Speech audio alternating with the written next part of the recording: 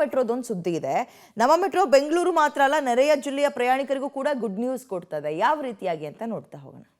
ತುಮಕೂರು ಬಳಿಕ ಮತ್ತೊಂದು ಜಿಲ್ಲೆಗೆ ನಮ್ಮ ಮೆಟ್ರೋ.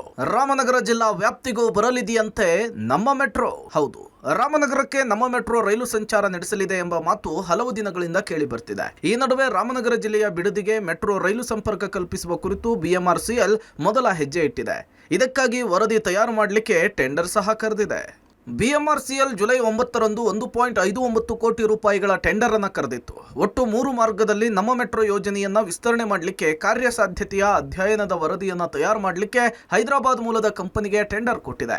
ಈ ವರ್ಷದ ಫೆಬ್ರವರಿಯಲ್ಲಿ BMRCL 50 ಕಿಲೋಮೀಟರ್ ಮಾರ್ಗದಲ್ಲಿ ನಮ್ಮ ಮೆಟ್ರೋ ಯೋಜನೆಯನ್ನ ವಿಸ್ತರಣೆ ಮತ್ತು 68 ಕಿಲೋಮೀಟರ್ ನೂತನ ಮಾರ್ಗ ನಿರ್ಮಾಣದ ಕುರಿತು ಕಾರ್ಯಸಾಧ್ಯತೆಯ ಅಧ್ಯಯನದ ವರದಿಯನ್ನ ತಯಾರು ಮಾಡಲಿಕ್ಕೆ ಟೆಂಡರ್ ಅನ್ನು ಆಹ್ವಾನಿಸಿತ್ತು. ಈಗ ಟೆಂಡರ್ ಅಂತಿಮಗೊಳಿಸಲಾಗಿದೆ. ಹಾಗಿದ್ರೆ ಯಾವ್ಯಾವ ಮಾರ್ಗದಲ್ಲಿ ಮೆಟ್ರೋ ವಿಸ್ತರಣೆಯಾಗುತ್ತೆ ಅಂತ ನೋಡೋದಾದ್ರೆ, BMRCL ವರದಿಯ ಪ್ರಕಾರ ವಿಸ್ತರಿತ ಮಾರ್ಗ ಚಲಘಟ್ಟದಿಂದ ಬಿಡದಿವರೆಗೂ 15 ಕಿಲೋಮೀಟರ್, ಸಿಲ್ಕ್ ಇನ್ಸ್ಟಿಟ್ಯೂಟ್ನಿಂದ ಹಾರೋಹಳ್ಳಿಯವರೆಗೂ 24 ಕಿಲೋಮೀಟರ್, ಬೊಮ್ಮಸಂದ್ರದಿಂದ ಅತ್ತಿಬೆಲೆಯವರೆಗೂ 11 ಕಿಲೋಮೀಟರ್ ಮಾರ್ಗ, Kalena Agrahara to Kadugodi tree park ಮೂಲಕ ಜಿಗಣಿ, ಆನೇಕಲ್, ಅತ್ತಿಬೆಲೆ, ಸರ್ಜಾಪುರ ಸೇರಿದಂತೆ ವರ್ತೂರು ಸೇರಿ 52.41 ಕಿಲೋಮೀಟರ್ ಹೊಸ ಮಾರ್ಗದ ಸೇರ್ಪಡೆ.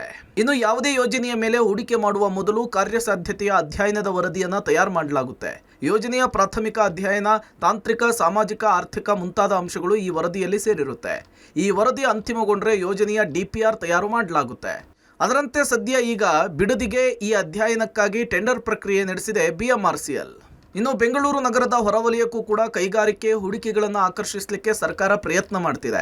ಬಿಡದಿಯನ್ನ ಕೈಗಾರಿಕಾ ಹಬ್ ಆಗಿ ಪರಿವರ್ತನೆ ಮಾಡಿ ಬೆಂಗಳೂರು ನಗರದ ಮೇಲಿರುವ ಒತ್ತಡವನ್ನು ಕಡಿಮೆ ಮಾಡಲಿಕ್ಕೆ ಮುಂದಾಗಿದೆ. ಇದೇ ಮಾದರಿಯಲ್ಲಿಯೇ BMRCL ಸಹ ಹೊರವಲಯಕ್ಕೆ ಮೆಟ್ರೋ ಸಂಪರ್ಕ ವಿಸ್ತರಣೆ ಮಾಡುವ ಚಿಂತನೆ ನಡೆಸುತ್ತಿದೆ.